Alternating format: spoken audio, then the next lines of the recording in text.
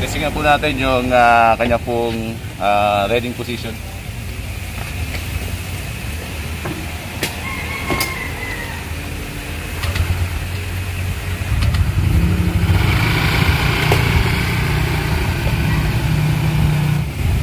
Relax dito. Relax nga. Relax. So ito na nga yung bagong-bagong Honda ADB 160 na kala-launch lang dito sa Pilipinas. So alamin natin kung ano ba ang mga nabago dito. At first impression natin dito is talaga napaka-aggressive at the same time may maskulado yung datingan, ano.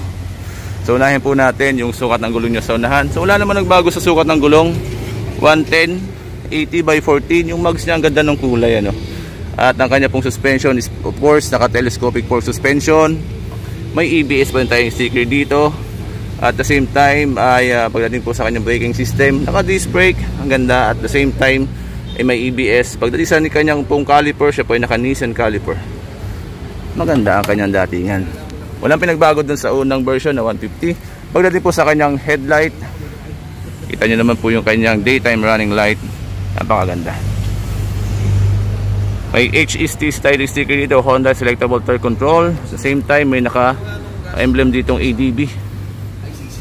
Ganda, no?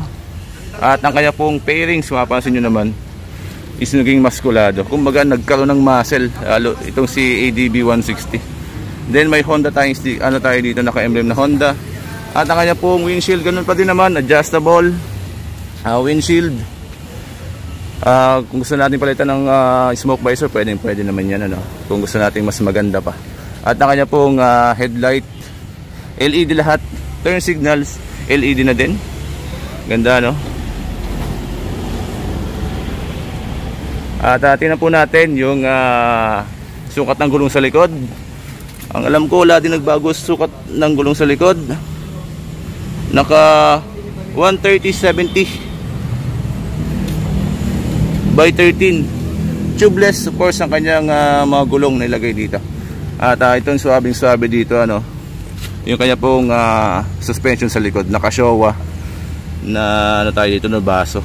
So talagang maganda yung play, adventure na thing. And then yung kanya pong gulong, of course, dahil siya ADB adventure bike, ay dual sport. Ito rin po yung nabago dito, no, dinagdag ni Honda. Dati kasi ESP lang yan, ngayon ESP plus engine na to, enhanced smart power. May naka-emblem tayong ADB 160. Yung kanya pong upuan, napakaganda din ng kanyang upuan. Diba? Ang ganda nung pagkakadali dito ng upuan, o pwede kang sumandal dito. Medyo malambot nga lang tong part na to. Grab bar, okay din ang grab bar niya. Halos wala naman pinagbago kanyang grab bar. Taillight, ang ganda din ng dating niya. Ano? Ang kanyang turn signals, ayos din, maganda. Yan po ay lahat ay LED na. At ang kanya pong muffler, for same lang naman. May heat guard cover tayo dito. At medyo malaki yung pagkaka-muffler niya, no? Yung braking system niya po sa likod, of course, ay po yung naka-disc brake. And then, ang caliper niya is Nissan. So, hindi pa lang siya ABS, ano? Single channel ABS lang. Yung unahan lang ang may ABS. So, silipin po natin yung kanyang compartment. Yan po ay may changes na sa kanyang compartment. Dati po kasi is 28 liters. Ngayon is 30 liters na yung kanyang compartment. Depende sa size ng helmet kung kakasya po dito. I think kapag mga half face siguradong kasya naman, or small full face kasya dito. And then may lagayan po tayo dito ng gamit. Ayos, oh. Maganda yung pagkakadalit sa kanyang compartment. Mas marami na tayong malalagay na gamit dito sa kanyang compartment. And then kung lalagyan pa natin ng top box, is talagang pang adventure. Kahit mag ilang days ka sa biyahe o sa pupuntahan mo, ay kayang-kaya yung mga gamit na inyo pong dadalhin. At ang kanya pong tangke, so silipin po natin ang yung kanyang tangke. Tayo po ay may button dito, no? Same lang naman ng 150. So buksan po natin yung tangke.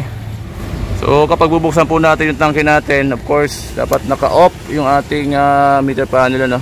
At nakatapat po itong tapatan natin dito sa fuel and seat. And then pwede po natin fuel. Then nagbubukas na may 8.1 liters na capacity. Ang gagandahan pa po dito, may lalagyan po tayo no ating yung takip dito, may lalagayan tayo.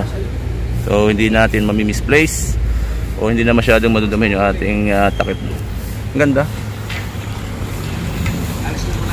Gandahan lang talaga dito yung kanyang muscle dito, no? Kumbaga talagang naging maskulado lahat sa part na to.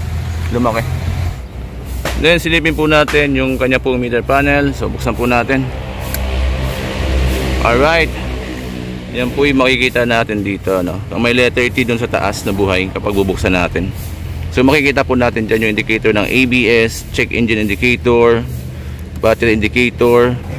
Makikita din natin dyan yung ating pong speedometer, odometer, fuel consumption, time, yung ating voltmeter, yung po ating RPM indicator nandito din. And then may ito maganda dito na button na joystick na. So pindutin natin yung right. Well, of course makikita natin trip A, trip B, HSTC, makikita din natin dyan. And then yung kabila naman is pabalik. And then pataas tong isa, din pababa. So madali lang naman gamitin yan. Yan po yung nabago sa kanya pong meter panel. Ganda, no? Yan pong ating turn signals indicator, nandyan din. Yung ating high beam, makikita din natin dyan sa kanya pong meter panel. At sa kanya pong left portion, mga buttons dito makikita natin. Yan pong ating high and low beam, yung pong ating bumbusina. Stock na stock yung busina, no? Same ng tunog ng ADB 150. Then yung kanya pong turn signals nandito din, left and right. At yung kanya pong brake lever medyo malaki. Mapapansin nyo, no? Mahaba yung kanyang brake lever, diba? Yung kamay ko may kalakihan din ng konti, kaya lang may allowance pa ng konti. Okay na okay din naman yan. At kanya pong side mirror, okay, maganda din. At sa right portion makikita po natin yung ating pong starting system na push button. Yan pong ating hazard. Dito po yung hazard, ito po yung push button. Then ito pong button na to, para siya yung stop and start system, pwede nating i-on. And then kapag tayo po nasa traffic, automatic mamatay yung makina within a few seconds. Then pinggain lang po natin ng konti yung throttle, mabubuhay na po yun. Kalimutan ko lang yung term kay Honda, kasi sa Yamaha stop and start system yun At yan po yung kanyang hazard. Yan po natin button, diba? Ano kayo na po mga brake fluids nandito, left and right, may brake fluids tayo dito. So in suma total, napaka-forma talaga nito ng ADB 160. So sana magkaroon tayo nito someday, Radiator nya nandito. Wala din po sa kanyang makina. Yan po ay 4-stroke 157cc, single cylinder, single overhead cam, 4 valves, ESP plus engine, liquid cooled, fuel injected. Yan po si ADB 160. Alright, tingnan natin ang malayuan. Diba? Ganda, matte black po ito, yung kulay.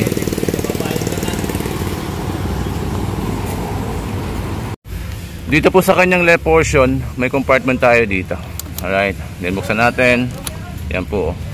Ang downside lang nito, yung compartment na to, kahit nakaupo yung makina natin o nakapark, so pwede siyang buksan. O sana kapag nakaupo yung ating makina o yung ating unit is nakapark, sana siya po ay hindi nabubuksan basta-basta. Kasi pwedeng lagyan ng kung ano dyan, kapag ikaw yung napagtripan. Ay, diba napakaganda, ganda. Kulay panalo. Yan po available white, black and red.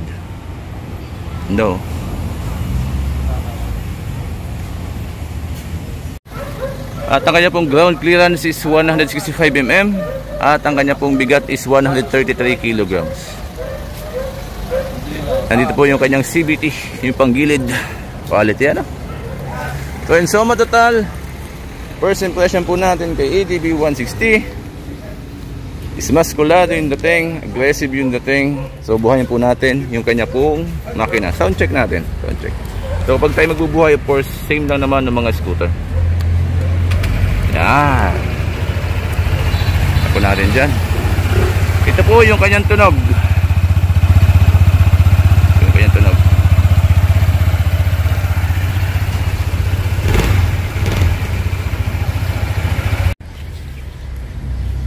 Ayan po, kung kayo po yung maghahanap ng mga ADB 160, pumunta na kayo sa mga pinakamalapit na dealer na Honda, no? And then Motor Central, Motor Trade, may available din yan. So ang presyo po nito is 164,900 pesos, yung kanya pong SRP. So depende lang po sa mga dealer, yung mga additional nila, kung magkano nila ibibigay sa inyo. Sana magkaroon ng cash, ano? Kasi pahirapan ngayon makakuha ng cash na ganito, kasi limited lang talaga yung unit. Sana magkaroon ng madaming unit upang magkaroon ng maka-avail ng cash yung mga ibang riders na gustong bumili.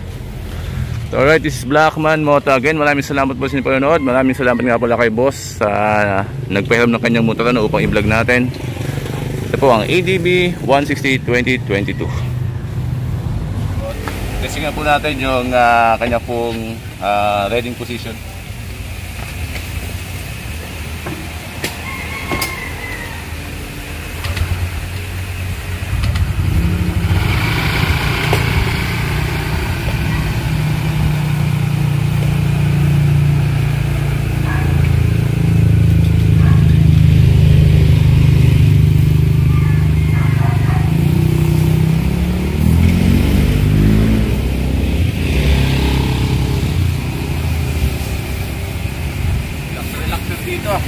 Relax nga. Relax.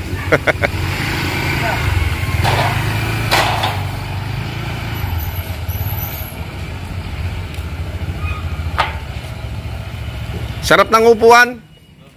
Gano'ng likod. Hindi ganyan daw yung isa eh. Oh. Salamat po. Salamat po. Okay. At sana may EDB 160 tayo someday.